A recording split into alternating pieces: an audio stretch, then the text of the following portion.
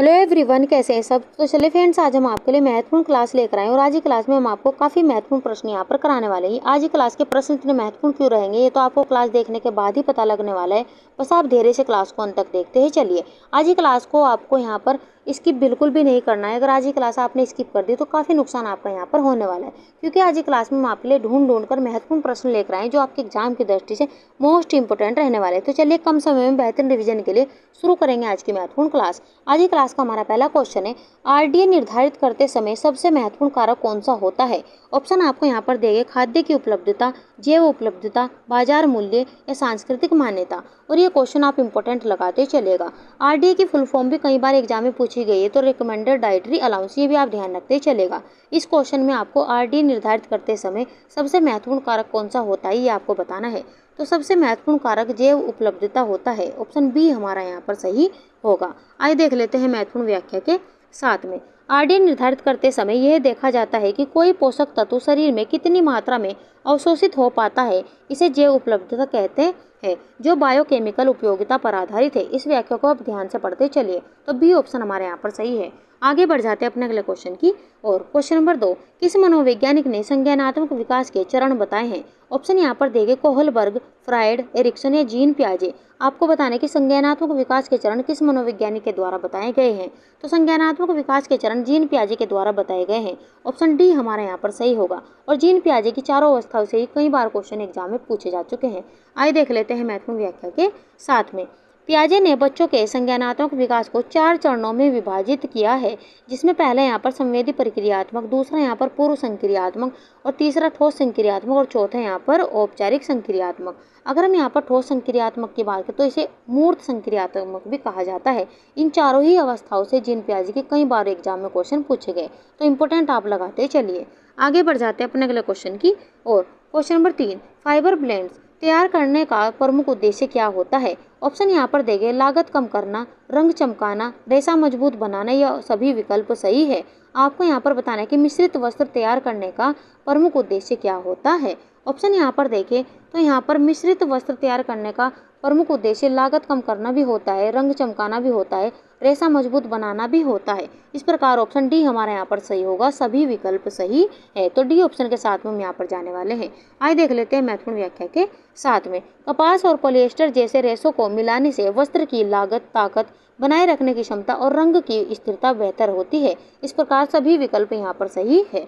आगे बढ़ जाते हैं अपने अगले क्वेश्चन की और। क्वेश्चन नंबर 4, नैतिक विकास का सिद्धांत किसने दिया। ऑप्शन आपको यहाँ पर दे, कोहलबर्ग, बंडूरा, वाइगोत्स्की या ब्रूनर। ये भी आप इंपॉर्टेंट क्वेश्चन लगाते चलिए। आपको यहाँ पर नैतिक विकास का सिद्धांत किस मनोवैज्ञानिक के द्वारा दिया गया है ये आपको बताना है। तो नैतिक विकास का सिद्धांत कोहलबर्ग के द्वारा दिया गया है।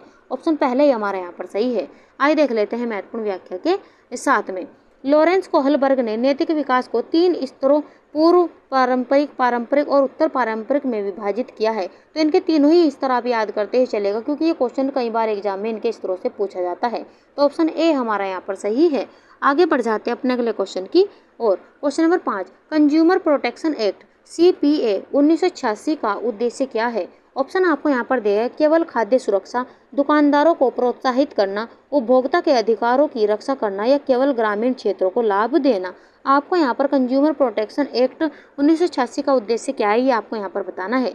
ऑप्शन यहाँ पर देखें तो सी ऑप्शन हमारे यहाँ पर सही होगा, उपभोक्ता के अधिकारों की रक्षा करना, ये इसका उद्देश्य है। तो सी ऑप्शन हमारे यहाँ पर सही है। आइए देख लेते हैं महत्वपूर्ण व्याख्या के साथ में। CPA उपभोक्ता को शोषण से बचाने, जानकारी देने और गुणवत्ता की रक्षा करने हेतु बनाया गया था। तो ऑप्शन सी हमारे यहाँ पर सही है। और फ्रेंड्स, आप यहाँ पर देख ही रहे हैं काफ़ी महत्वपूर्ण प्रश्न यहाँ पर आज हम लेकर आए और ये प्रश्न LT ग्रेड और UGC नेट में पूछे गए प्रश्न हैं, जो आपके एग्जाम की दृष्टि से तो मोस्ट इंपोर्टेंट रहेंगे।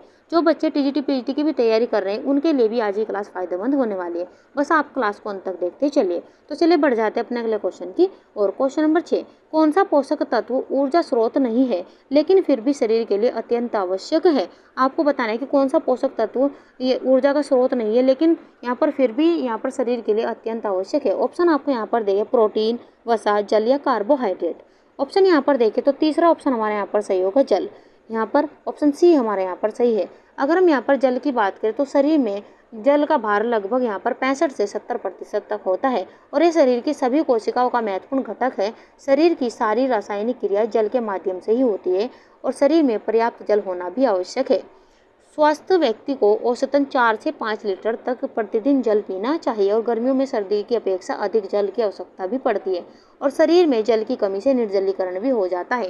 ये क्वेश्चन यहाँ से कई बार पूछा गया है कि शरीर में यहाँ पर जल की कमी के कारण क्या हो जाता है, तो निर्जलीकरण हो जाता है। ये भी आप यहाँ पर ध्यान रखते हुए चलेगा, क्योंकि ये क्वेश्चन कई बार यहाँ से कई बार एग्जाम में भी ये क्वेश्चन पूछा जा चुका है। ये आप ध्यान से देखते हैं चलेगा। अगर हम यहाँ पर प्रोटीन की बात करें तो प्रोटीन 20 अमीनो अम्ल के संयोग से बना होता है। ये भी आप यहाँ पर ध्यान देखते हैं चलेगा। अगर हम यहाँ पर बात करें तो यहाँ पर प्रोटीन कोशिकाओं की वृद्धि में भी सहायक होता है और इसकी कमी के कारण क्वार्सियोरकर और मैरास्मस नामक रोग हो जाता है। वसा की अगर हम बात करें तो 1 ग्राम वसा में यहाँ पर 9 कैलोरी हमें यहाँ पर ऊर्जा प्राप्त होती है। ये भी आप यहाँ पर ध्यान रखते हैं चलेगा। ये क्वेश्चन भी कई बार यहाँ से पूछा जा चुका है। वहीं कार्बोहाइड्रेट की बात करें तो कार्बोहाइड्रेट से 1 ग्राम कार्बोहाइड्रेट से हमें 4 कैलोरी ऊर्जा प्राप्त होती है। ये भी आप यहाँ पर ध्यान रखते हैं चलेगा। तो जो आप आसपास से बनने वाले क्वेश्चन है फ्रेंड्स, वे भी मैंने आपको यहाँ पर करा दिए, क्योंकि ये क्वेश्चन सभी एग्जाम में पूछे गए। तो ऑप्शन सी हमारा यहाँ पर सही होगा, जल। आइए देख लेते हैं महत्वपूर्ण व्याख्या के साथ में। जल शरीर की तापमान संतुलन, अपशिष्ट निष्कासन और रासायनिक प्रतिक्रियाओं में सहायक होता है, लेकिन यह ऊर्जा नहीं देता है। इस व्याख्या को आप ध्यान से पढ़ते ही चलेगा। तो ऑप्शन सी हमारे यहाँ पर सही है। आगे बढ़ जाते हैं अपने अगले क्वेश्चन की और। क्वेश्चन नंबर 7, एथिकल कंज्यूरिज्म का आशय क्या है? ऑप्शन आपको यहाँ पर दे, कम कीमत पर खरीदारी, अधिक खरीदारी करना, पर्यावरण व नैतिक दृष्टिकोण से जागरूक उपभोग या सरकारी नियमों के से संचालित खरीद। आपको यहाँ पर बताना है कि कौन सा ऑप्शन यहाँ पर सही होगा। आपको यहाँ पर एथिकल कंज्यूमरिज्म का आशय आपको यहाँ पर बताना है, कौन सा ऑप्शन यहाँ पर सही होगा। जल्दी से आप अपना आंसर यहाँ पर दीजिए। ऑप्शन यहाँ पर देखें तो सी ऑप्शन हमारा यहाँ पर सही होगा, पर्यावरण व नैतिक दृष्टिकोण से जागरूक उपभोग। तो सी ऑप्शन हमारे यहाँ पर सही है। आइए देख लेते हैं महत्वपूर्ण व्याख्या के साथ में। एथिकल कंज्यूमर ने वे उपभोक्ता होते हैं जो क्रय निर्णय लेते समय पर्यावरण, श्रम अधिकार और सामाजिक प्रभाव को ध्यान में रखते हैं, इसलिए ऑप्शन सी हमारा यहाँ पर सही होगा। आगे बढ़ जाते हैं अगले क्वेश्चन की और। क्वेश्चन नंबर 8, टेक्सटाइल फिनिशिंग जैसे यहाँ पर मर्सराइजेशन का उद्देश्य क्या है? ऑप्शन आपको यहाँ पर दे, कपड़े को सफ़ेद करना। ऑप्शन बी हमारा यहाँ पर दिया गया है, कपड़े में चमक, ताकत और रंग ग्रहण क्षमता बढ़ाना, कपड़े को मोटा बनाना या रेशा छोटा करना। आपको यहाँ पर टेक्सटाइल फिनिशेस और जैसे मर्सराइजेशन का उद्देश्य क्या है, आपको यहाँ पर बताना है, कौन सा ऑप्शन यहाँ पर सही होगा। जल्दी से आप अपना आंसर यहाँ पर दीजिए। ऑप्शन यहाँ पर देखें तो बी ऑप्शन हमारा यहाँ पर सही होगा, कपड़े में चमक, ताकत और रंग ग्रहण क्षमता बढ़ाना। ऑप्शन बी के साथ में हम यहाँ पर जाने वाले हैं। आइए देख लेते हैं महत्वपूर्ण व्याख्या के साथ में। मर्सराइजेशन एक रासायनिक प्रक्रिया है जो कपास रेशे पर की जाती है, जिससे उसमें चमक, ताकत और रंग को अवशोषित करने की क्षमता बढ़ती है, इसलिए ऑप्शन बी हमारा यहाँ पर सही होगा। आगे बढ़ जाते हैं अपने अगले क्वेश्चन की और। Question number 9, triple burden of mall nutrition का क्या अर्थ है? ऑप्शन यहाँ पर दिए गए हैं, केवल प्रोटीन की कमी, ऊर्जा, प्रोटीन और विटामिन की कमी, अल्प पोषण, अधिक पोषण और सूक्ष्म पोषक तत्वों की कमी या केवल मोटापा। आपको यहाँ पर triple burden of mall nutrition का क्या अर्थ है, ये आपको यहाँ पर बताना है, कौन सा ऑप्शन यहाँ पर सही होगा। ऑप्शन यहाँ पर देखें तो सी ऑप्शन हमारे यहाँ पर सही होगा, अल्प पोषण, अधिक पोषण और सूक्ष्म पोषक तत्वों की कमी। तो सी ऑप्शन के साथ में हम यहाँ पर जाने वाले हैं और इम्पोर्टेंट क्वेश्चन ये लगाते ही चलिएगा। तो चलिए देख लेते हैं महत्वपूर्ण व्याख्या के साथ में। यह एक वैश्विक सार्वजनिक स्वास्थ्य चुनौती है जिसमें देश एक साथ 3 प्रकार के पोषण समस्याओं का सामना करते हैं, यानी कि अल्प पोषण, अधिक पोषण और सूक्ष्म पोषक तत्वों की कमी। ये यहाँ पर 3 प्रकार की पोषण समस्याएं हैं, ये भी आप ध्यान रखते चलेगा। तो सी ऑप्शन हमारे यहाँ पर सही होगा। आगे बढ़ जाते हैं अपने अगले क्वेश्चन की और। क्वेश्चन नंबर 10, कौन सा सिद्धांत जोन ऑफ प्रॉक्सिमल डेवलपमेंट यानी कि जेडपीडी से संबंधित है? ऑप्शन आपको यहाँ पर दिए गए, पियाजे का संज्ञानात्मक सिद्धांत, फ्रॉयड का मनोविश्लेषणात्मक सिद्धांत, वाइगोत्स्की का सामाजिक सांस्कृतिक सिद्धांत या एरिक्सन का मनोसामाजिक सिद्धांत। और ये सभी सिद्धांत आप इम्पोर्टेंट लगाते चलेगा, क्योंकि ये चारों ही सिद्धांत एग्जाम में पूछे जा चुके हैं। आपको यहाँ पर जेडपीडी यहाँ पर से संबंधित सिद्धांत कौन सा होगा? ऑप्शन यहाँ पर देखिए तो सी ऑप्शन हमारे यहाँ पर सही होगा, वाइगोत्स्की का सामाजिक सांस्कृतिक सिद्धांत। यहाँ पर हमारा सी ऑप्शन यहाँ पर सही होगा। यहाँ पर आप लगाते चलेगा जीन पियाजे का यहाँ पर संज्ञानात्मक सिद्धांत इनके द्वारा दिया गया है, वही फ्रायड का मनोविश्लेषणात्मक सिद्धांत है, वही एरिक्सन का मनोसामाजिक विकास का सिद्धांत है। आइए देख लेते हैं महत्वपूर्ण व्याख्या के साथ में। ZPD वह अंतराल है जो एक बच्चा अपने दम पर नहीं सीख सकता लेकिन मार्गदर्शन और सहयोग से सीख सकता है। ये वाइगोत्स्की द्वारा प्रतिपादित सिद्धांत है, तो ये भी आप यहाँ पर ध्यान रखते हुए चलेगा। तो ये यहाँ पर वाइगोत्स्की का सामाजिक सांस्कृतिक सिद्धांत पर आधारित है, तो ऑप्शन सी हमारे यहाँ पर सही है। आगे बढ़ जाते हैं अपने अगले क्वेश्चन की और क्वेश्चन नंबर 11, क्वार्सियोरकर रोग किस पोषक तत्व की कमी गंभीर कमी के कारण होता है? ऑप्शन यहाँ पर दिए गए वसा, कार्बोहाइड्रेट, प्रोटीन या विटामिन ए। तो क्वार्सियोरकर नामक रोग प्रोटीन की कमी के कारण हो जाता है, ऑप्शन सी हमारे यहाँ पर सही है। और ये मैंने आपको पिछले क्वेश्चन में भी ये बताया है कि क्वार्सियोरकर नामक रोग यहाँ पर प्रोटीन की कमी के कारण हो जाता है। प्रोटीन की कमी के कारण और भी रोग हो जाता है, मेरास्मस, ये भी मैंने आपको यहाँ पर बताया। अगर हम यहाँ पर इसके स्रोत की बात करें तो दाल, सोयाबीन, पनीर, मांस, मछली, दूध, अंडे की जर्दी, फल आदि इसके महत्वपूर्ण स्रोत है, ये भी आप ध्यान रखते ही चलेगा। और ये प्रोटीन एंटीबॉडीज के रूप में भी शरीर की सुरक्षा में भी सहायक होते हैं, ये भी आप ध्यान से देखते चलेगा। वसा अगर हम यहाँ पर बात करें तो वसा शरीर को ऊर्जा प्रदान करने वाला शांत स्रोत है। 1 ग्राम वसा से 9 कैलोरी ऊर्जा प्राप्त होती है। कार्बोहाइड्रेट की अगर हम यहाँ पर बात करें, ये हमारे शरीर के लिए आवश्यक तत्व है और ये कार्बन, हाइड्रोजन तथा यहाँ पर ऑक्सीजन का यौगिक है और 1 ग्राम कार्बोहाइड्रेट से 4 कैलोरी ऊर्जा प्राप्त होती है। विटामिन ए की बात करें तो विटामिन ए का रेटिनोल नाम, रासायनिक नाम क्या है? रेटिनोल। ये क्वेश्चन भी कई बार पूछा गया है और इसकी कमी के कारण रतौंधी नामक रोग हो जाता है। ये भी आप यहाँ से क्वेश्चन कई बार एग्जाम में पूछा गया, यानी कि आंखों संबंधी रोग विटामिन ए की कमी के कारण हो जाता है, तो ऑप्शन सी हमारा यहाँ पर सही है। आइए देख लेते हैं महत्वपूर्ण व्याख्या के साथ में। क्वार्सियोरकर एक प्रोटीन ऊर्जा कुपोषण रोग है जो छोटे बच्चों में होता है, जिसमें पेट फूल जाता है, त्वचा शुष्क हो जाती है और बालों का रंग उड़ जाता है। ये भी आप इम्पोर्टेंट लगाते हुए चलेगा क्योंकि यहाँ पर इसके लक्षण भी पूछे जाते हैं कि क्वार्सियोरकर नामक रोग में क्या क्या लक्षण दिखाई देते हैं। तो यहाँ पर पेट फूल जाता है, त्वचा शुष्क हो जाती है और बालों का रंग उड़ जाता है और ये प्रोटीन ऊर्जा कुपोषण रोग है जो छोटे बच्चों में होता है। ये क्वेश्चन भी पूछा गया है कि ये किन में होता है? वयस्कों में होता है या यहाँ पर किशोरों में होता है या फिर यहाँ पर वृद्धावस्था में होता है या बच्चों में होता है? तो ये रोग बच्चों में होता है, ये भी आप ध्यान रखते चलेगा, तो ऑप्शन सी हमारे यहाँ पर सही है। आगे बढ़ जाते हैं अपने अगले क्वेश्चन की और क्वेश्चन नंबर 12, ग्रे क्लोथ्स का क्या अर्थ है? ऑप्शन यहाँ पर देगा रंगा हुआ वस्त्र, बिना बुना हुआ वस्त्र, बिना प्रोसेस किया कपड़ा या धुले हुए वस्त्र। आपको यहाँ पर ग्रे क्लोथ्स का क्या अर्थ है ये आपको यहाँ पर बताना है। जल्दी से आप अपना आंसर यहाँ पर दीजिए। ऑप्शन यहाँ पर देखें तो सी ऑप्शन हमारे यहाँ पर सही होगा, बिना प्रोसेस किया कपड़ा, ऑप्शन सी हमारे यहाँ पर सही है। आइए देख लेते हैं महत्वपूर्ण व्याख्या के साथ में। ग्रे क्लॉथ उस वस्त्र को कहते हैं जिसे बुनाई के बाद कोई परिष्करण, इनकी फिनिशिंग या रंगाई नहीं दी गई हो। यह कच्चे कपड़े की स्थिति होती है, ये भी आप ध्यान रखते चलेगा, तो सी ऑप्शन हमारे यहाँ पर सही है। आगे बढ़ जाते हैं अपने अगले क्वेश्चन की ओर और फ्रेंड्स आप लगातार हमारी क्लासेज को देखते चले, आगे और भी महत्वपूर्ण प्रश्न यहाँ पर रहने वाले जो आपके एग्जाम की दृष्टि से मोस्ट इंपोर्टेंट रहेंगे और आज की क्लास में आपके कॉन्सेप्ट भी हम साथ साथ क्लियर कराते हुए चलेंगे और जो आसपास से बनने वाले क्वेश्चन है वे भी हम आपको यहाँ पर कराते हुए चल रहे हैं। तो चलिए बढ़ जाते हैं अपने अगले क्वेश्चन की ओर। क्वेश्चन नंबर 13, TSC यानी टोटल सोल्यूबल सॉलिड को मापने के लिए कौन सा उपकरण प्रयोग किया जाता है?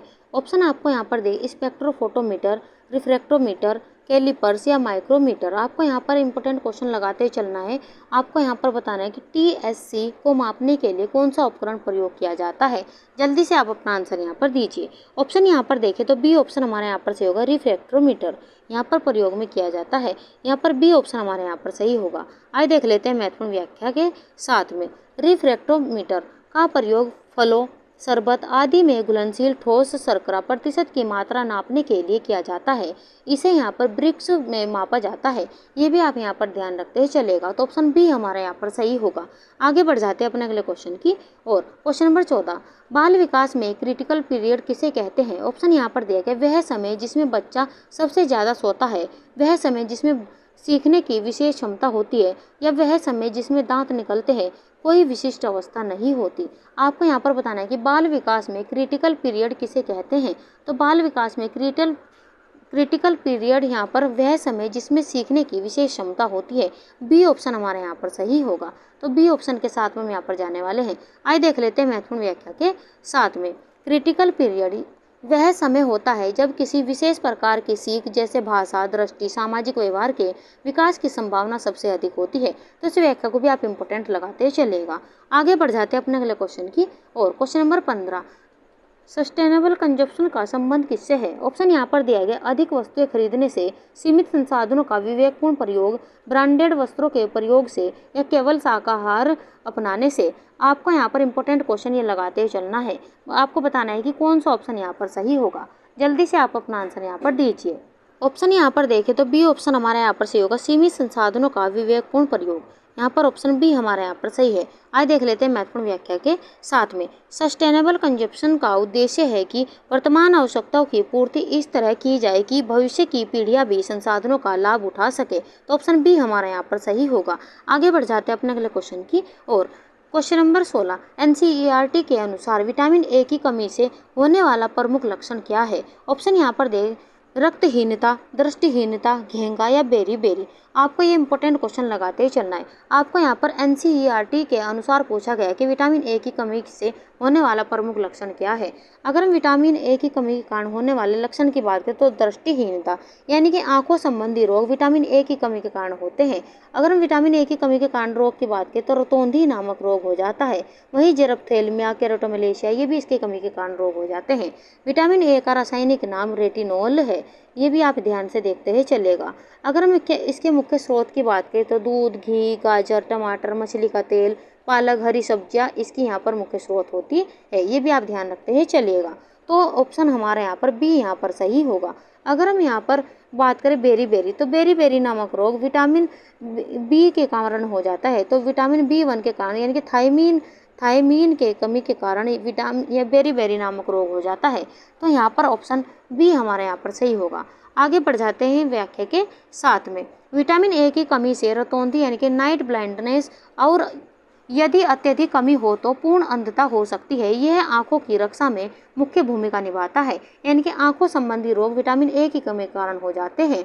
आगे बढ़ जाते हैं अपने अगले क्वेश्चन की और क्वेश्चन नंबर 17, कोग्निटिव डिसोनेंस किस स्थिति को दर्शाता है? ऑप्शन यहाँ पर देगा, मानसिक संतुलन, एक ही समय दो विरोधाभासी मान्यताएं रखना, सामाजिक सहयोग या समूह में निर्णय लेना। इंपॉर्टेंट क्वेश्चन ये भी लगाते चलेगा और आपको यहाँ पर बताना है कि कौन सा ऑप्शन यहाँ पर सही होगा। जल्दी से आप अपना आंसर यहाँ पर दीजिए। ऑप्शन यहाँ पर देखें तो बी ऑप्शन हमारा यहाँ पर सही होगा, एक ही समय दो विरोधाभासी मान्यताएं रखना। ऑप्शन बी हमारा यहाँ पर सही होगा। आइए देख लेते हैं महत्वपूर्ण व्याख्या के साथ में। जब एक व्यक्ति के विचार, व्यवहार या मान्यताएं आपस में टकराती है तो मानसिक संतोष उत्पन्न होता है, जिसे कॉग्निटिव डिसोनेंस कहते हैं। यह उपभोक्ता व्यवहार में भी देखने को मिलता है। ये भी आप यहाँ पर देखते ही चलेगा। तो इम्पोर्टेंट ये भी व्याख्या लगाते चलेगा। और फ्रेंड्स, जो हम आपको व्याख्या कराते ही चल रहे हैं उन्हें आप इंपॉर्टेंट लगाते चलेगा और धैर्य से पढ़ते ही चलेगा, क्योंकि यहाँ से आपके कॉन्सेप्ट तो क्लियर हो रही है, साथ ही आसपास से बनने वाले क्वेश्चन भी आपको यहाँ पर मिल जाते हैं। तो जो भी आपको इंपॉर्टेंट पॉइंट लग रहा है उसे साथ साथ नोट करते भी चलिएगा। आगे बढ़ जाते हैं अपने अगले क्वेश्चन की और क्वेश्चन नंबर 18, NCERT के अनुसार किस रेशे में सबसे कम नमी अवशोषण क्षमता होती है? ऑप्शन यहाँ पर दे, कपास, ऊन, नायलॉन या रेशम। आपको बताना है कि NCERT के अनुसार किस रेशा में सबसे कम नमी अवशोषण क्षमता होती है। जल्दी से आप अपना आंसर यहाँ पर दीजिए। ऑप्शन यहाँ पर देखें तो सी ऑप्शन हमारा यहाँ पर सही होगा, नायलॉन। ऑप्शन सी हमारा यहाँ पर सही है। आइए देख लेते हैं महत्वपूर्ण व्याख्या के साथ में। नायलॉन एक सिंथेटिक रेशा है जिसमें नमी अवशोषण बहुत कम होता है, इसलिए गर्मी में पहनने योग्य नहीं होता। ये भी आप ध्यान रखते हुए चलेगा। तो गर्मी में ज़्यादातर पहनने वाला वस्त्र है सूती वस्त्र। यहाँ पर ये भी ध्यान रखते हुए चलिएगा। आगे बढ़ जाते हैं अपने अगले क्वेश्चन की और क्वेश्चन नंबर 19, न्यूट्रिएंट्स डेंसिटी का अर्थ है। ऑप्शन यहाँ पर दिए गए, आहार की कैलोरी घनता, पोषक तत्वों की मात्रा प्रति 100 ग्राम, पोषक तत्व प्रति कैलोरी या केवल प्रोटीन की गुणवत्ता। आपको इंपॉर्टेंट ये भी क्वेश्चन लगाते हुए चलना है और आपको बताना है कि कौन सा ऑप्शन यहाँ पर सही होगा। जल्दी से आप अपना आंसर यहाँ पर दीजिए। कौन सा ऑप्शन यहाँ पर सही है? ऑप्शन यहाँ पर देखिए तो बी ऑप्शन हमारे यहाँ पर, अगर हम यहाँ पर बात करें तो यहाँ पर पोषक तत्व प्रति कैलोरी, यहाँ पर सी ऑप्शन के साथ में यहाँ पर जाने वाले हैं। तो यहाँ पर सी ऑप्शन हमारे यहाँ पर सही है। आइए देख लेते हैं महत्वपूर्ण व्याख्या के साथ में। न्यूट्रिएंट्स डेंसिटी वह माप है जिससे हम यह पता करते हैं कि किसी खाद्य पदार्थ में कैलोरी की तुलना में कितने पोषक तत्व मौजूद है। इसलिए इस व्याख्या को भी आप देखते हुए चलिएगा। आगे बढ़ जाते हैं अपने अगले क्वेश्चन की और। क्वेश्चन नंबर 20, वर्क सिंप्लीफिकेशन का उद्देश्य क्या है? ऑप्शन यहाँ पर देख, श्रमिकों की संख्या बढ़ाना, गृहिणी का कार्य कठिन बनाना, समय और ऊर्जा की बचत या उपभोग बढ़ाना। आपको यहाँ पर वर्क सिंप्लीफिकेशन का उद्देश्य क्या है ये आपको यहाँ पर बताना है।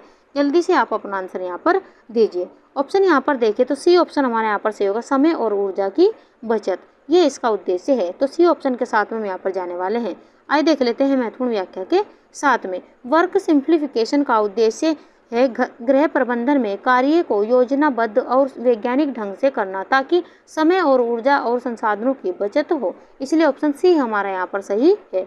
आगे बढ़ जाते हैं अपने अगले क्वेश्चन की और। क्वेश्चन नंबर 21, बच्चों के लिए आदर्श पूरक आहार प्रारंभ करने की आयु क्या है? और ये एनसीईआरटी क्लास 12th का क्वेश्चन है। आपको यहाँ पर बताना है कि बच्चों के लिए आदर्श पूरक आहार प्रारंभ करने की आयु क्या है? ऑप्शन यहाँ पर देंगे 3 माह, 6 माह, 9 माह या 1 वर्ष। ऑप्शन यहाँ पर देखें तो बी ऑप्शन हमारा यहाँ पर सही होगा, 6 माह। ये हम बी ऑप्शन के साथ में जाने वाले हैं। आइए देख लेते हैं महत्वपूर्ण व्याख्या के साथ में। एनसीईआरटी के अनुसार 6 महीने की आयु के बाद माँ का दूध अपर्याप्त होता है, तब शिशु को अर्ध ठोस पूरक आहार दिया जाना चाहिए। तो ये 6 माह की आयु में दिया जाना चाहिए। तो ऑप्शन बी हमारा यहाँ पर सही होगा। आगे बढ़ जाते हैं अपने अगले क्वेश्चन की और। क्वेश्चन नंबर 22, वस्त्रों के एंटी माइक्रोबियल फिनिश का उद्देश्य क्या है? ऑप्शन यहाँ पर दिए गए, रंग को स्थिर करना, फाइबर को मजबूत करना, जीवाणु विकास को रोकना या कपड़े को नरम बनाना। आपको यहाँ पर बताना है कि कौन सा ऑप्शन यहाँ पर सही होगा। जल्दी से आप अपना आंसर यहाँ पर दीजिए। ऑप्शन यहाँ पर देखें तो सी ऑप्शन हमारा यहाँ पर सही होगा, जीवाणु विकास को रोकना। यहाँ पर हमारा सी ऑप्शन यहाँ पर सही होगा। आइए देख लेते हैं मैं वाक्य के साथ में। एनसीईआरटी में उल्लेख है कि एंटी माइक्रोबियल फिनिशिंग कपड़े में बैक्टीरिया या फंगस को पहनने से रोकता है, यानी कि पनपने से रोकता है, जिसे गंध या संक्रमण नहीं होता है। ये भी आप यहाँ पर ध्यान रखते हुए चलिएगा। तो इम्पोर्टेंट इस व्याख्या को भी आप लगाते हुए चलिएगा। आगे बढ़ जाते हैं अपने अगले क्वेश्चन की और। क्वेश्चन नंबर 23, पियाजे के अनुसार ठोस संक्रियात्मक अवस्था में बच्चा क्या कर सकता है? ऑप्शन यहाँ पर दिए गए हैं, प्रतीकों का प्रयोग, तार्किक सोच और संरक्षण की समझ, नैतिक निर्णय या यहाँ पर भाषा अधिग्रहण। ये क्वेश्चन भी आप इंपॉर्टेंट लगाते चलेगा, क्योंकि कई बार एग्जाम में क्वेश्चन ही पूछा जा चुका है। वैसे तो आज की क्लास के सभी महत्वपूर्ण प्रश्न हम आपके लिए लेकर आए हैं, जो आपके एग्जाम की दृष्टि से मोस्ट इंपोर्टेंट रहने वाले हैं। आप चाहे किसी भी एग्जाम की तैयारी कर रहे हैं, आज की क्लास से आपको 1 से 2 क्वेश्चन जरूर देखने को मिलने वाला है। आपको इस क्वेश्चन में बताना है कि पियाजे के अनुसार ठोस संक्रियात्मक अवस्था में बच्चा क्या कर सकता है। ऑप्शन यहाँ पर देखें तो बी ऑप्शन हमारा यहाँ पर सही होगा, तार्किक सोच और संरक्षण की समझ रखता है। यहाँ पर हमारा बी ऑप्शन यहाँ पर सही होगा। आइए देख लेते हैं महत्वपूर्ण व्याख्या के साथ में। एनसीईआरटी 11वीं की बाल विकास इकाई में यह स्पष्ट किया गया है कि यहाँ पर 7 से 11 वर्ष की उम्र में बच्चा ठोस रूप से तर्क करना सीखता है और वस्तुओं की मात्रा या संख्या की स्थिरता को समझता है। ये यानी कि यहाँ पर एनसीईआरटी 11वीं की पुस्तक में भी दिया गया है। ये भी आप यहाँ पर देख सकते हैं। तो ऑप्शन बी हमारे यहाँ पर सही होगा। आगे बढ़ जाते हैं अपने अगले क्वेश्चन की और। क्वेश्चन नंबर 24, कौन सा सूक्ष्म पोषक तत्व शरीर में प्रतिरक्षा प्रणाली को मजबूत करता है और घाव भरने में सहायक है? ऑप्शन यहाँ पर दे, आयरन, विटामिन सी, कैल्शियम या फास्फोरस। जल्दी से आप अपना आंसर यहाँ पर दीजिए, कौन सा ऑप्शन यहाँ पर सही होगा। ऑप्शन यहाँ पर देखें तो बी ऑप्शन हमारा यहाँ पर सही होगा, विटामिन सी। अगर हम विटामिन सी का रासायनिक नाम की बात करें तो एस्कॉर्बिक अम्ल इसका रासायनिक नाम है। ये भी आप यहाँ पर ध्यान रखते हुए चलेगा। एस्कॉर्बिक अम्ल इसका रासायनिक नाम है और खट्टे फलों में विटामिन सी पाया जाता है। अगर हम इसकी कमी के कारण होने वाले रोग की बात करें तो स्कर्वी नामक रोग इसकी कमी के कारण हो जाता है। ये भी क्वेश्चन कई बार एग्जाम में भी पूछा जा चुका है। और खट्टे फलों में जैसे संतरा, नींबू, आंवला, हरी पत्तेदार सब्जियां, अंकुरित अनाज में ये पाया जाता है। ये भी आप ध्यान रखते हैं चलेगा। आइए देख लेते हैं महत्वपूर्ण व्याख्या के साथ में। एनसीईआरटी के अनुसार विटामिन सी कोलेजन निर्माण में सहायक है और यह प्रतिरक्षा को बढ़ावा देता है। वे ऊतकों की मरम्मत भी करता है। तो ऑप्शन सी बी हमारा यहाँ पर सही होगा, विटामिन सी। आइए देख लेते हैं महत्वपूर्ण प्रश्न की ओर बढ़ जाते हैं। हमारा अगला क्वेश्चन है, गृह विज्ञान में बजटिंग की पहली आवश्यकता क्या है? ऑप्शन यहाँ पर दिया गया, व्यय का रिकॉर्ड, आय का ज्ञान, बैंक बैलेंस या खर्च की सीमा। आपको यहाँ पर गृह विज्ञान में बजटिंग की पहली आवश्यकता क्या होनी चाहिए, ये आपको यहाँ पर बताना है। ऑप्शन यहाँ पर देखिए तो बी ऑप्शन हमारे यहाँ पर सही होगा, आय का ज्ञान होना चाहिए। तो बी ऑप्शन हमारे यहाँ पर सही होगा। आइए देख लेते हैं महत्वपूर्ण व्याख्या के साथ में बजट बनाते समय सबसे पहले हमें यह जानना होता है कि हमारे पास कुल आय कितनी है। यह जानकारी ही आगे व्यय व बचत योजना का आधार बनती है और ये एनसीईआरटी क्लास 12 में गृह प्रबंधन निकाय में यहाँ पर दिया गया है। तो यहाँ पर ऑप्शन बी हमारा यहाँ पर सही होगा, आय का ज्ञान। आगे बढ़ जाते हैं अपने अगले क्वेश्चन की और क्वेश्चन नंबर 26, वस्त्र संरक्षण का मुख्य उद्देश्य क्या है। ऑप्शन यहाँ पर दे पुराने कपड़े फेंकना, वस्त्र की उम्र बढ़ाना और गुणवत्ता बनाए रखना, वस्त्रों को केवल धोना या रंग बदलना। आपको यहाँ पर वस्त्र संरक्षण का मुख्य उद्देश्य क्या है ये आपको यहाँ पर बताना है।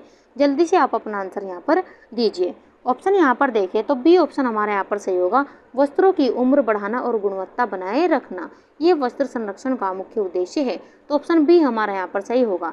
आइए देख लेते हैं महत्वपूर्ण व्याख्या के साथ में। एनसीईआरटी में वस्त्रों की देखभाल, संरक्षण और उचित भंडारण को आवश्यक बताया गया है ताकि वस्त्र अधिक समय तक उपयोग योग्य बने, यानी कि उपयोग योग्य बने रहे। ये भी आप ध्यान रखते चलेगा। तो ऑप्शन बी हमारा यहाँ पर सही होगा। आगे बढ़ जाते हैं अपने अगले क्वेश्चन की और क्वेश्चन नंबर 27, बाल विकास में अनुकरण किस प्रकार की शिक्षा है। ऑप्शन यहाँ पर देगा प्रेरक शिक्षा, सामाजिक शिक्षा, शारीरिक शिक्षा या मानसिक शिक्षा। आपको यहाँ पर अनुकरण किस प्रकार की शिक्षा है बाल विकास में, ये आपको यहाँ पर बताना है। ऑप्शन यहाँ पर देखें तो बी ऑप्शन हमारे यहाँ पर सही होगा, ये सामाजिक शिक्षा है। यानी कि अगर हम बालक की बात करें तो बालक सबसे पहले परिवार में ही अपने बड़ों का अनुकरण करके ही सीखता है। तो यहाँ पर हमारा बी ऑप्शन यहाँ पर सही होगा, सामाजिक शिक्षा। आइए देख लेते हैं महत्वपूर्ण व्याख्या के साथ में। एनसीईआरटी बाल विकास के अनुसार बच्चे सामाजिक परिवेश में यहाँ पर देखकर सीखते हैं, यह अनुकरण कहलाता है। बंडूरा के सामाजिक अधिगम सिद्धांत से संबंधित है। और ये किस सिद्धांत से संबंधित है, तो बंडूरा के सामाजिक अधिगम सिद्धांत से संबंधित है। ये भी आप यहाँ पर ध्यान से देखते ही चले, क्योंकि बंडूरा से भी कई बार क्वेश्चन एग्जाम में पूछे जाते हैं। आगे बढ़ जाते हैं अपने अगले क्वेश्चन की ओर। एनसीईआरटी के अनुसार आहार पिरामिड में सबसे नीचे कौन सा खाद्य समूह को रखा गया है। और ये मोस्ट इंपोर्टेंट क्वेश्चन लगाते चलेगा, कई बार एग्जाम में पूछा जा चुका है। ऑप्शन आपको यहाँ पर देंगे फल, प्रोटीन, अनाज या तेल। आपको बताने कि आहार पिरामिड में सबसे नीचे कौन सा खाद्य समूह रखा गया है। ऑप्शन यहाँ पर देखें तो सी ऑप्शन हमारा यहाँ पर सही होगा, अनाज को सबसे नीचे खाद्य समूह में रखा गया है। तो ऑप्शन सी हमारा यहाँ पर सही है। आइए देख लेते हैं महत्वपूर्ण व्याख्या के साथ में। एनसीईआरटी के आहार पिरामिड में सबसे नीचे अनाज, कार्बोहाइड्रेट को स्थान दिया गया है क्योंकि यह दैनिक ऊर्जा का मुख्य स्रोत होता है। तो ऑप्शन सी हमारा यहाँ पर सही होगा। आगे बढ़ जाते हैं अपने अगले क्वेश्चन की। किस विटामिन की कमी से बच्चों की हड्डियाँ टेढ़ी हो जाती है। ऑप्शन यहाँ पर दिया गया है vitamin A, vitamin C, vitamin D या विटामिन ई। आपको यहाँ पर बताना है कि किस विटामिन की कमी से बच्चों की हड्डियाँ टेढ़ी हो सकती है। जल्दी से आप अपना आंसर यहाँ पर दीजिए, कौन सा ऑप्शन यहाँ पर सही होगा। अगर हम यहाँ पर बात करें तो विटामिन डी की कमी के कारण यहाँ पर हड्डियाँ टेढ़ी हो सकती है। तो यहाँ पर हम सी ऑप्शन के साथ में यहाँ पर जाने वाले हैं। अगर हम विटामिन डी की बात करें तो कैल्सीफेरोल इसका रासायनिक नाम है और इसकी कमी के कारण सूखा रोग यानी कि रिकेट्स नामक रोग हो जाता है। ये भी क्वेश्चन यहाँ से कई बार यहाँ से पूछा जा चुका है। अगर हम यहाँ पर विटामिन डी की बात करें तो यहाँ पर ये अंडा, कलेजी, दूध आदि में पाया जाता है और ऑस्टियोमलेशिया नामक रोग भी इसके कमी के कारण हो जाता है। ऑस्टियोपोरोसिस नामक रोग भी इसी की कमी के कारण हो जाता है। अगर हम इसके स्रोत की बात करें तो सूर्य भी इसका स्रोत है, ये भी आप ध्यान रखते चलेगा। विटामिन ए की कमी के कारण रतौंधी नामक रोग हो जाता है, ये भी आप ध्यान रखते हुए चलेगा। रतौंधी नामक रोग हो जाता है। अगर हम सी की बात करें तो स्कर्वी नामक रोग हो जाता है, स्कर्वी नामक रोग हो जाता है। वहीं अगर हम विटामिन ई की कमी के कारण की बात करें तो बांझपन विटामिन ई की कमी के कारण हो जाता है, यानी कि नपुंसकता यहाँ पर विटामिन ई की कमी के कारण हो जाता है। ये भी आप ध्यान रखते चलेगा, जिसे हम बांझपन भी कहते हैं। ये भी आप यहाँ पर ध्यान रखते हुए चलेगा। तो यहाँ पर हमने आपको जो आसपास से बनने वाले क्वेश्चन है वे भी आपको यहाँ पर बता दिए हैं, तो इन्हें भी आप नोट करते हुए चलेगा। तो ऑप्शन सी हमारा यहाँ पर सही है। आइए देख लेते हैं महत्वपूर्ण व्याख्या के साथ में। विटामिन डी की कमी से रिकेट्स नामक रोग होता है, जो मैंने आपको पहले यहाँ पर बता दिया है, जिससे बच्चों की हड्डियाँ कमजोर और टेढ़ी हो जाती है और ये क्लास 12th में पोषण इकाई में दिया गया है। ये भी आप ध्यान रखते चलेगा। तो ऑप्शन सी हमारा यहाँ पर सही है। आगे बढ़ जाते हैं अपने अगले क्वेश्चन की ओर। क्वेश्चन नंबर 30, उपभोक्ता शिक्षा का प्रमुख उद्देश्य क्या है। ऑप्शन आपको यहाँ पर देंगे विज्ञापन को बढ़ावा देना, उपभोक्ता को सजग बनाना, मूल्य बढ़ाना या उत्पाद बेचने की योजना बनाना। आपको उपभोक्ता शिक्षा का प्रमुख उद्देश्य क्या है ये आपको यहाँ पर बताना है। जल्दी से आप अपना आंसर यहाँ पर दीजिए। ऑप्शन यहाँ पर देखें तो बी ऑप्शन हमारा यहाँ पर सही होगा, उपभोक्ता को सजग बनाना, ये इसका प्रमुख उद्देश्य है। तो ऑप्शन बी हमारा यहाँ पर सही है। आइए देख लेते हैं महत्वपूर्ण व्याख्या के साथ में एनसीईआरटी कहता है कि उपभोक्ता शिक्षा का उद्देश्य उपभोक्ता को अधिकारों, कर्तव्यों, उत्पादों की गुणवत्ता और कानून के प्रति जागरूक बनाना है। इसलिए ऑप्शन बी हमारे यहाँ पर सही है। आगे बढ़ जाते हैं अपने अगले क्वेश्चन की ओर। क्वेश्चन नंबर 31, एनसीईआरटी के अनुसार बायोफोर्टिफिकेशन तकनीक का उद्देश्य क्या है? ऑप्शन यहाँ पर दिए गए खाद्य का स्वाद बढ़ाना, खाद्य की रंगत सुधारना, खाद्य में पोषक तत्वों को आनुवंशिक रूप से बढ़ाना या यहाँ पर खाद्य को लंबे समय तक संरक्षित करना। आपको यहाँ पर इंपॉर्टेंट क्वेश्चन ये भी लगाते चलना है। आपको यहाँ पर बताना है कि कौन सा ऑप्शन यहाँ पर सही होगा। ऑप्शन यहाँ पर देखें तो सी ऑप्शन हमारा यहाँ पर सही होगा, खाद्य में पोषक तत्वों को आनुवंशिक रूप से बढ़ाना। ये यहाँ पर हमारा ऑप्शन सी यहाँ पर सही है। आइए देख लेते हैं महत्वपूर्ण व्याख्या के साथ में। बायोफोर्टिफिकेशन वह प्रक्रिया है जिसमें फसलों को इस तरह विकसित किया जाता है कि उसमें विशेष सूक्ष्म पोषक तत्व जैसे आयरन, जिंक, विटामिन ए की मात्रा स्वाभाविक रूप से अधिक हो। इस व्याख्या को भी आप ध्यान से पढ़ते हैं चलिए। तो सी ऑप्शन हमारा यहाँ पर सही है। आगे बढ़ जाते हैं अपने अगले क्वेश्चन की और। क्वेश्चन नंबर 32, एनसीईआरटी के अनुसार क्वार्सियोरकर और मेरास्मस में प्रमुख अंतर क्या है? यहाँ पर आपको क्वार्सियोरकर नामक रोग और मेरास्मस नामक रोग आपसे यहाँ पर पूछे गए, इनमें अंतर आपको यहाँ पर बताना है। ऑप्शन आपको यहाँ पर देंगे, एक वयस्क में होता है, दूसरा बच्चे में। क्वार्सियोरकर में ऊर्जा की कमी होती है, वहीं मेरास्मस में केवल प्रोटीन की कमी होती है, या क्वार्सियोरकर में प्रोटीन की कमी होती है जबकि मेरास्मस में ऊर्जा और प्रोटीन दोनों की कमी होती है। आपको यहाँ पर इनमें अंतर बताते चलना है। कौन सा ऑप्शन यहाँ पर सही होगा? ऑप्शन यहाँ पर देखें तो डी ऑप्शन हमारे यहाँ पर सही होगा, क्वार्सियोरकर में प्रोटीन की कमी होती है जबकि मेरास्मस में ऊर्जा और प्रोटीन दोनों की कमी होती है और दोनों ही प्रोटीन की कमी के कारण होने वाले रोग है। ये भी आप ध्यान रखते हैं चलिएगा। आइए देख लेते हैं महत्वपूर्ण व्याख्या के साथ में। क्वार्सियोरकर केवल प्रोटीन की गंभीर कमी के कारण होता है जबकि मेरास्मस में ऊर्जा यानी कि कैलोरी और प्रोटीन दोनों की कमी होती है। तो ऑप्शन डी हमारा यहाँ पर सही होगा और दोनों ही प्रोटीन की कमी के कारण होने वाले रोग है। ये भी आप ध्यान रखते हैं चलिएगा। आगे बढ़ जाते हैं अपने अगले क्वेश्चन की और। क्वेश्चन नंबर 33, किस सिद्धांत के अनुसार बच्चा सामाजिक परिवेश के साथ बातचीत कर सकता है? ऑप्शन यहाँ पर दे, पियाजे का संज्ञानात्मक सिद्धांत, फ्राइड का मनोविश्लेषण सिद्धांत, वाइगोत्स्की का सामाजिक सांस्कृतिक सिद्धांत या एरिक्सन का मनोसामाजिक सिद्धांत। और चारों ही सिद्धांत इंपॉर्टेंट लगाते चलेगा। आपको यहाँ पर बताना है कि किस सिद्धांत के अनुसार बच्चा सामाजिक परिवेश के साथ बातचीत कर सकता है। और आप यहाँ पर देख सकते हैं एक ही क्वेश्चन को घुमा फिराकर कई बार एग्जाम में भी पूछा जा चुका है। तो किस तरह से घुमा फिराकर क्वेश्चन पूछे जाते हैं वो आज की क्लास में आप देखते हैं चलिएगा। तो ऑप्शन यहाँ पर देखें तो यहाँ पर हमारा सी ऑप्शन यहाँ पर सही होगा, वाइगोत्स्की का सामाजिक और सांस्कृतिक सिद्धांत यहाँ पर हमारा आंसर होने वाला है। तो सी ऑप्शन हमारे यहाँ पर सही है। आइए देख लेते हैं महत्वपूर्ण व्याख्या के साथ में। वाइगोत्स्की का जोर इस बात पर है कि सीखना सामाजिक बातचीत और सांस्कृतिक वातावरण में होता है। उनका प्रसिद्ध सिद्धांत है जेडपीडी यानी कि जोन ऑफ प्रॉक्सिमल डेवलपमेंट। ये भी आप ध्यान रखते हैं चलेगा। और जेडपीडी से कई बार क्वेश्चन भी पूछे जाते हैं, इसलिए ऑप्शन सी हमारा यहाँ पर सही होगा। आगे बढ़ जाते हैं अपने अगले क्वेश्चन की और। क्वेश्चन नंबर 34, वर्क ट्रायंगल अवधारणा का प्रयोग किस विज्ञान की यहाँ पर विज्ञान के किस क्षेत्र में होता है? ऑप्शन यहाँ पर दिए गए, बाल विकास, वस्त्र विज्ञान, गृह प्रबंधन या उपभोक्ता व्यवहार। आपको यहाँ पर वर्क ट्रायंगल अवधारणा का प्रयोग किस विज्ञान के किस क्षेत्र में होता है, ये आपको यहाँ पर यानी कि गृह विज्ञान के किस क्षेत्र में होता है। जल्दी से आप अपना आंसर यहाँ पर दीजिए, कौन सा ऑप्शन यहाँ पर सही होगा। ऑप्शन यहाँ पर देखिए तो सी ऑप्शन हमारा यहाँ पर सही होगा, गृह प्रबंधन। तो यहाँ पर हमारा सी ऑप्शन यहाँ पर सही होगा। आगे बढ़ जाते हैं व्याख्या के साथ में।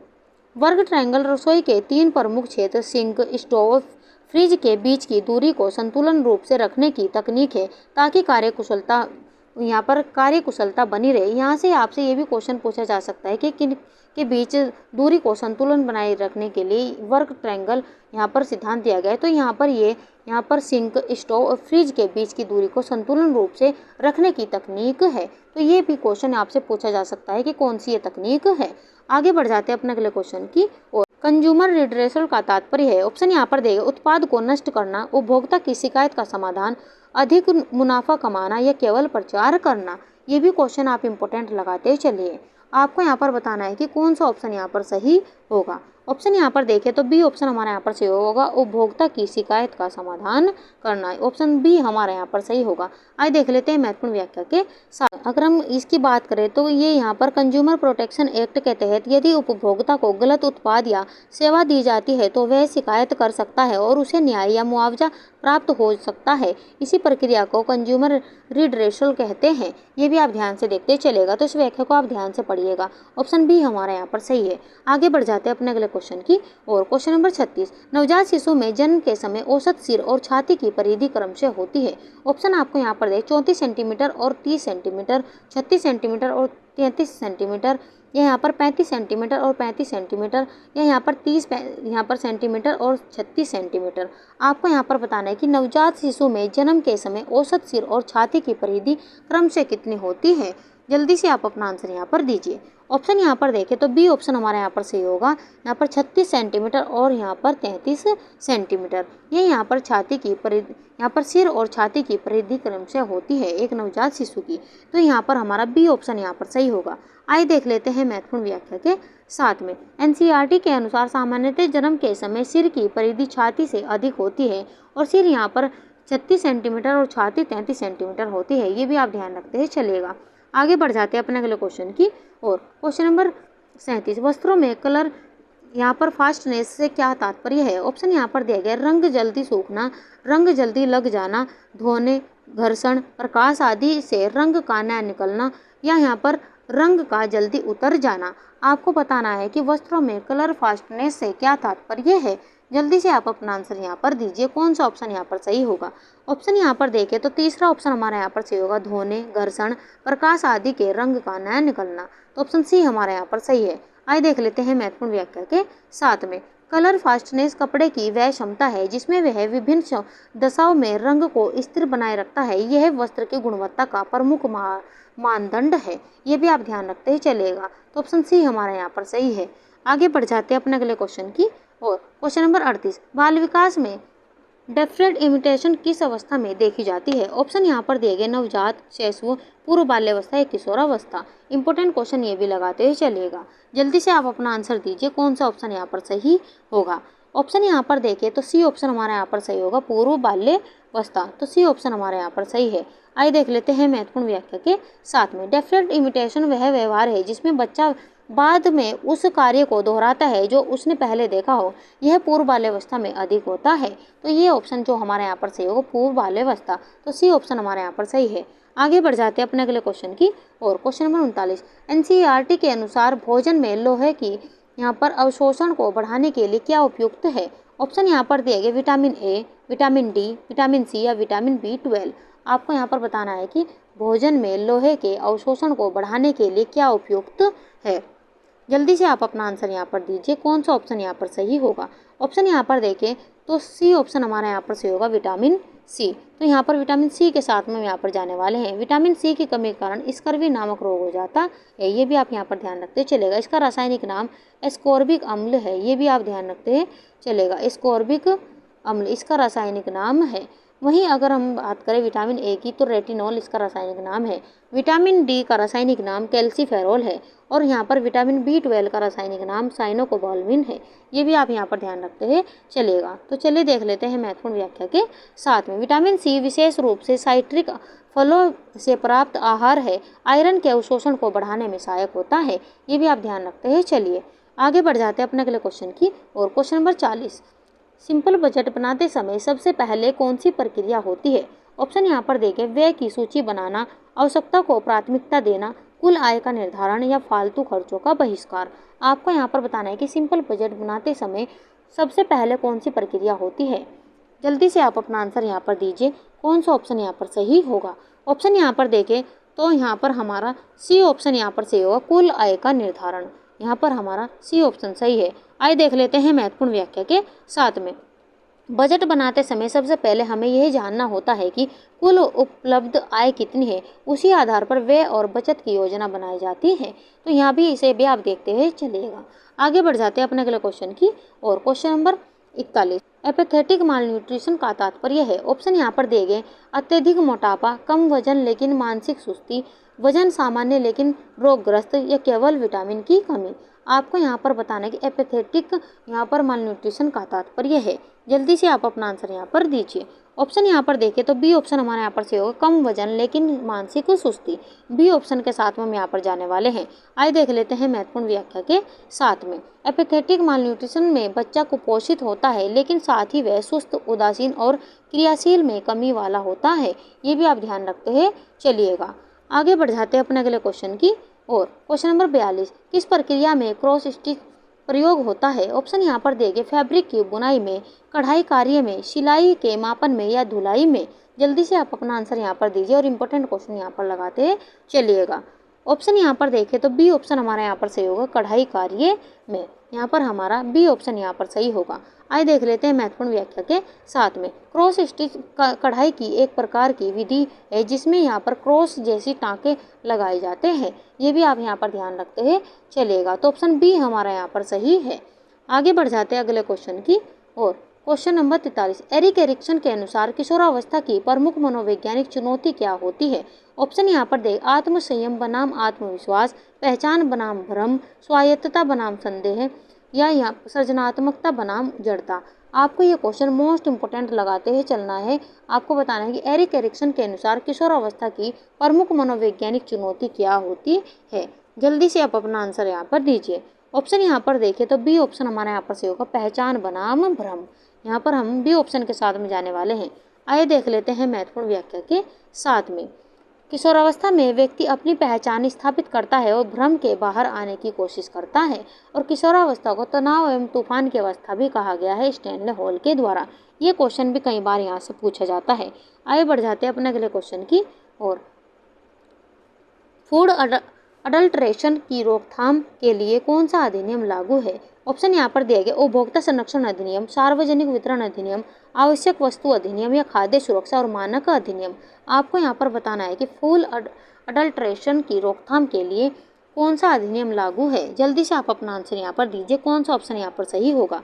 ऑप्शन यहाँ पर देखें तो डी ऑप्शन हमारे यहाँ पर सही होगा खाद्य सुरक्षा मानक अधिनियम। तो डी ऑप्शन के साथ में हम यहाँ पर जाने वाले हैं। आइए देख लेते हैं महत्वपूर्ण व्याख्या के साथ में। FSSA 2006 के तहत खाद्य पदार्थों की शुद्धता और मानक सुनिश्चित किए जाते हैं। ये भी आप व्याख्या ध्यान से देखते चलिएगा। तो ऑप्शन डी हमारा यहाँ पर सही है।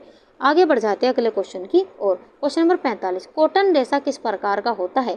ऑप्शन यहाँ पर देंगे staple fibre, filament fibre, synthetic fibre या रेयॉन। आपको यहाँ पर कॉटन रेशा किस प्रकार का होता है ये आपको यहाँ पर बताना है। जल्दी से आप अपना आंसर यहाँ पर दीजिए। कौन सा ऑप्शन यहाँ पर सही होगा? ऑप्शन यहाँ पर देखें तो कॉटन रेशा यहाँ पर स्टेपल फाइबर होता है। यहाँ पर हम ए ऑप्शन के साथ में यहाँ पर जाने वाले हैं। अगर हम लंबे रेशे की बात करें तो फिलामेंट को लंबा रेशा कहा जाता है। अगर रेशे की बात करें तो रेशे यहाँ पर 3 प्रकार के होते हैं, कृत्रिम रेशे, प्राकृतिक रेशे और विशिष्ट रेशे। ये भी आप यहाँ पर ध्यान रखते हैं चलेगा। अगर हम यहाँ पर कृत्रिम रेशे की बात करें तो मानव निर्मित रेशे और रासायनिक संश्लेषित रेशे इसके अंतर्गत आते हैं। वहीं प्राकृतिक रेशे में वनस्पतिक, प्राणीज और यहाँ पर खनिज रेशे आते हैं। वहीं यहाँ पर विशिष्ट रेशे में मिश्रित और परिवर्तित और बाल रेशे आते हैं। ये भी आप ध्यान रखते हैं चलेगा। तो ऑप्शन ए हमारा यहाँ पर सही होगा। आगे बढ़ जाते हैं महत्वपूर्ण व्याख्या के साथ में। कॉटन एक प्राकृतिक स्टेपल फाइबर है जिसका अर्थ है इसकी लंबाई सीमित होती है। ये भी आप ध्यान रखते हैं चलेगा। तो यहाँ पर ऑप्शन ए हमारा यहाँ पर सही है। आगे बढ़ जाते हैं अपने अगले क्वेश्चन की और। यहाँ मोटिवेशन हाइजीन थ्योरी किसने दी थी? ऑप्शन यहाँ पर दिया मैस्लो, हर्जबर्ग, पियाजे या स्किनर। ये भी क्वेश्चन आप इंपॉर्टेंट लगाते हैं चलिए। आपको बताना है कि मोटिवेशन हाइजीन थ्योरी किसने दी थी, ये आपको बताना है।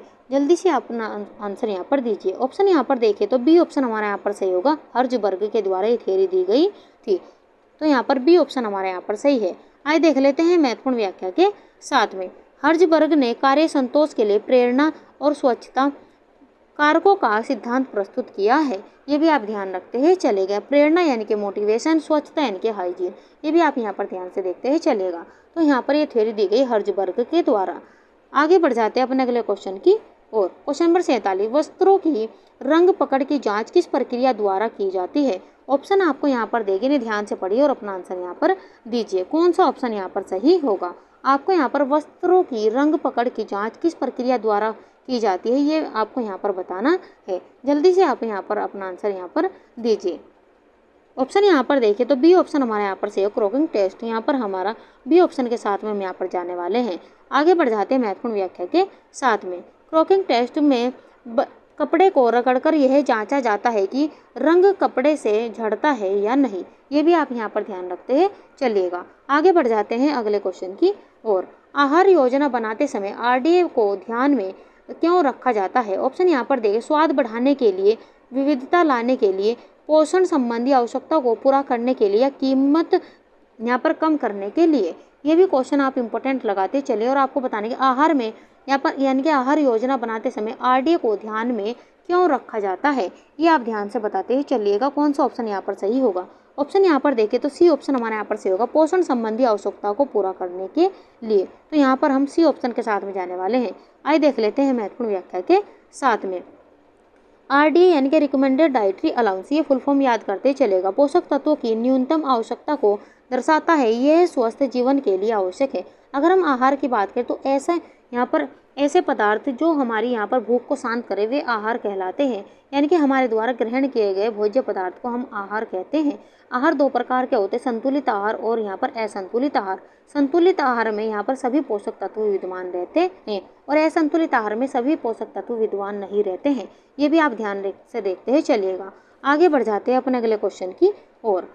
वीविंग का सही अर्थ क्या है? ऑप्शन यहाँ पर दिए गए, माँ के दूध से हटाकर पूरक आहार देना, केवल दूध पिलाना, ठोस आहार से हटाना या केवल बोतल से दूध देना। ये भी क्वेश्चन आप इंपॉर्टेंट लगाते चलेगा। आपको बताना है कि यहाँ पर कौन सा ऑप्शन सही होगा। ऑप्शन यहाँ पर देखें तो पहले ऑप्शन हमारा यहाँ पर सही होगा, माँ के दूध से हटाकर पूरक आहार देना। यहाँ पर हमारा ए ऑप्शन यहाँ पर सही होगा। आइए देख लेते हैं महत्वपूर्ण व्याख्या के साथ में। वीविंग वह प्रक्रिया है जिसमें शिशु को माँ के दूध से हटाकर अन्य खाद्य पदार्थों की ओर बढ़ाया जाता है और ये किस उम्र में होता है? तो 6 माह की उम्र से ये यहाँ पर दिया जाता है। ये भी आप यहाँ पर देखते हैं चलिएगा। आगे बढ़ जाते हैं अपने अगले क्वेश्चन की ओर। और फ्रेंड्स, ये आज की क्लास का हमारा अंतिम क्वेश्चन है। तो आपको यहाँ पर बताना है कि किस रेशे में नमी अवशोषण सबसे अधिक होता है। ऑप्शन यहाँ पर दिए गए, नाइलॉन, ऊन, कपास या पॉलिएस्टर। आपको बताना है कि किस रेशे में नमी अवशोषण सबसे अधिक होता है। ऑप्शन यहाँ पर देखें तो कपास रेशे में नमी अवशोषण सबसे अधिक होता है। ऑप्शन सी हमारा यहाँ पर सही है। आइए देख लेते हैं महत्वपूर्ण व्याख्या के साथ में। कॉटन यानी कपास सबसे अधिक नमी सोखता है, इसलिए यह गर्मियों के लिए उपयुक्त होता है। ये भी आप यहाँ पर ध्यान से देखते चलिएगा। तो चलिए फ्रेंड्स, ये थी आज की हमारी क्लास। आज की हमारी क्लास आपको कैसे लगी उसके बारे में आप हमें कमेंट बॉक्स में ज़रूर बताइएगा। अगर आज का सेशन से आपको ज़रा भी फ़ायदा हुआ हो तो हमें आप कमेंट बॉक्स में ज़रूर लिखिएगा। अगर हम आपको ऐसे ही बेहतरीन क्वेश्चन देते रहे, ये भी आपको हमें कमेंट बॉक्स में बताना है कि क्या हम आगे भी आपको ऐसे ही क्वेश्चन यहाँ पर प्रोवाइड कराएं। आपको आज का सेशन कैसा लगा हमें कमेंट बॉक्स में ज़रूर बताइएगा। आज इसका स्कोर आपका कितना रहा ये अभी आपको हमें कमेंट बॉक्स में बताना है। तो चलिए मिलते हैं ऐसे ही क्वेश्चन के साथ में नेक्स्ट वीडियो में। तब तक के लिए आप खुश रहिए, अपने माता पिता का सम्मान कीजिए। क्लास देखने के लिए धन्यवाद।